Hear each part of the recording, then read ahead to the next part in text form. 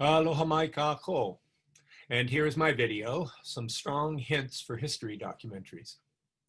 I'm a professor of English and the director of the Center for Biographical Research at the University of Hawaii at Manoa, the co-editor of the academic journal Biography and Interdisciplinary Quarterly, and the series scholar and co-producer of Biography of Hawaii, a television multi-part documentary program.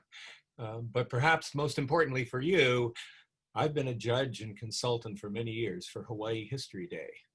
So here are my thoughts. We could do a 2-day retreat on all the things to take into account regarding documentaries. But what I've done is I've put together 5 suggestions or reminders here. You should be thinking about how they fit in relation to your planned topic, but also in terms of the judging criteria, which, very importantly, this year became 80% historical quality and 20% clarity of presentation. And you should also be thinking in terms of this year's theme, communication and history, the key to understanding. Now, I've put the history suggestions up front because the judges are supposed to foreground those components as well. It's 80% of the evaluation. And the production suggestions come at the end because that's also where they appear on the judging sheets. And one final note before we begin. Because the 2 most important things in life are length and due date, remember that you have to budget your preparation time to make sure you have the documentary ready for the first competition and that you have managed to do what you need to do within the absolute restriction of 10 minutes. So my analogy here is, in both cases, what you are trying to do is put a very, very large wet sponge into a matchbox gracefully. Critical thinking, description, analysis, evaluation. For History Day, I think you should also think of description as narration. It's really about how you tell the story. Now, that answers the question, what is your topic? The 2 most important things about the narration of the event, the controversy or the problem, are first, that the narration should be coherent and clear. If you just look at the story, does it make sense? Does it have all the details necessary? Does it have the good old Aristotle beginning, middle, and end? But second, and even more importantly, that the description or the narration doesn't eat up the entire documentary. The goal here is not story, but history. So make sure that the telling is concise, giving just enough material to support your analysis and evaluation. Now, as for analysis, this answers the question, so here's where you provide context, suggesting how the topic should be understood in relation not just to other events of the time, but also to preceding and succeeding events. How, in short, was it an effect? And just as importantly, how was it a cause? Here is also where you might consider, what is the history of responses to the event? How have people come to understand this event? And how has that affected later actions or decisions? Through analysis, story becomes history, and history itself becomes historiography, the study of how at various times people have understood and acted upon their own past. Evaluation. This answers the question, so what? The word literally means to give value. So think hard about how you will convince the reviewer that your topic and your conclusions about it are important, useful, and interesting. This is the thesis part of the project. The one thing that you want viewers to take away from your documentary and never forget. So, when writing your script and doing the last work in post-production, check to make sure you have answered the questions, what, so, and so what? And that they are roughly in proportion in terms of time and treatment. History Plus. Answer the question, and then some. The key here is to meet all the requirements of the genre, the documentary, but at certain key moments to go beyond them. Use the judging guidelines for documentaries as your own checklist. Basically, they amount to, do you have an argument? That's evaluation. Is it supported through research? That's analysis. Do you have good sources? That's narration. Have you supplied context? That's analysis. Do you have different points of view? That's analysis and historiography. Are you accurate? That's narration. And do you answer the question, so what? That's evaluation. But I want to call your attention to the very last requirement they have on that judging sheet, which is called student voice.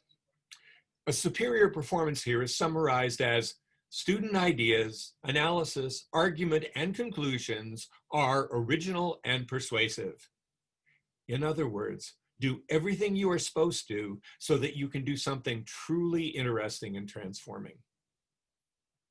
So I'll tell you, as documentary makers, what I tell doctoral students about to take their area exams.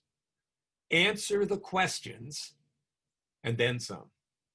In short, after your research and your analysis and evaluation, what conclusions can you confidently draw that no one else either has or can? History and historiography. What happened?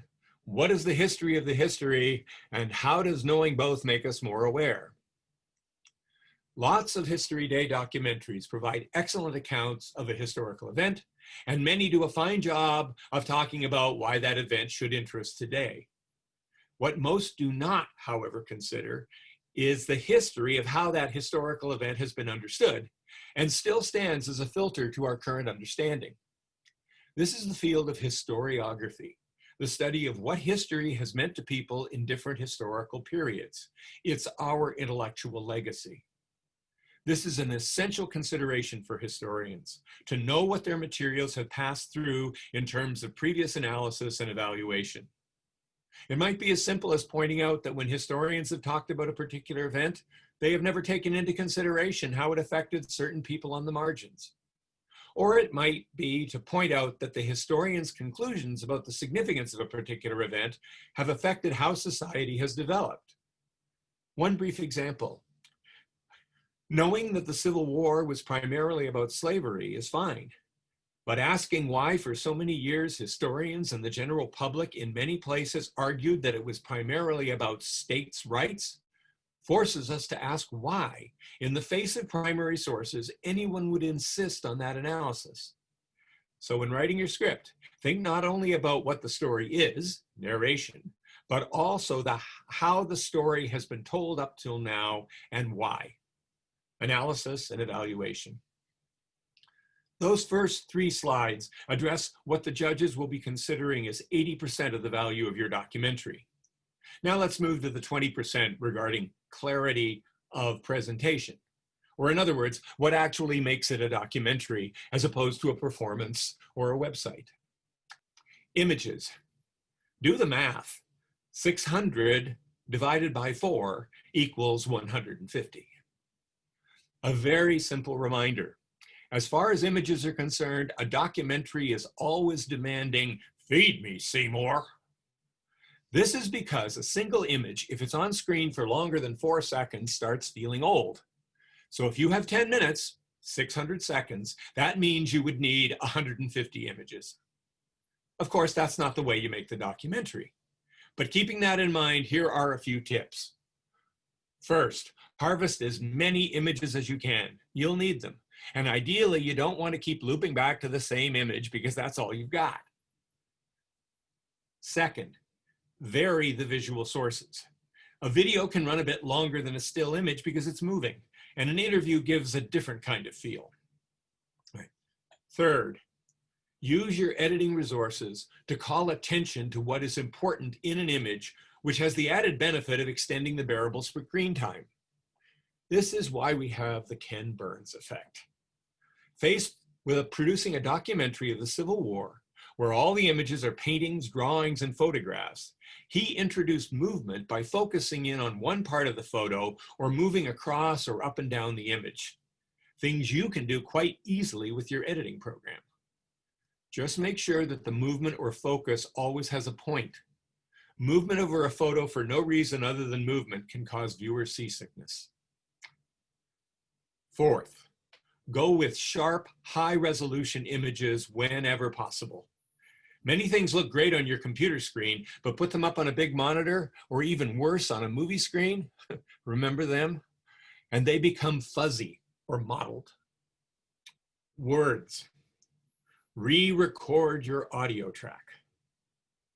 We know that the way you make sure a documentary is exactly 10 minutes long is to A, write a script that long, B, record that script to the exact length, then C, use that as the voice track, as the spine that you attach all the images, slides, and whatever to. If you have video, you calculated the viewing time into the script when you wrote it. Since the finished product is perfectly in sync with your voice track, not surprisingly, the initial impulse is not to mess with it. My own professional experience, however, is that you must redo that track. Here are the main reasons to do so. 1, when the initial audio track was recorded, you didn't know what images were there. When you read it this time, carefully keeping it in sync with what's on the screen, the overall fit will be better because the narrator actually knows what the viewer is seeing, which will make the narration seem even more closely tied to the display. Second, this re-recording will give you the opportunity to improve pronunciation, balance, volume, emphasis, tone, all the things that you can control. Third, you will also be able to consider the voice track's effectiveness as essentially a podcast. Although the visual may seem to dominate the viewer's interest, the coherence of the story and the documentary itself comes from the audio. It should be the strongest component of your documentary. If the screen goes dark, the listeners should still get all the story. That's what I have by way of initial thoughts. Questions?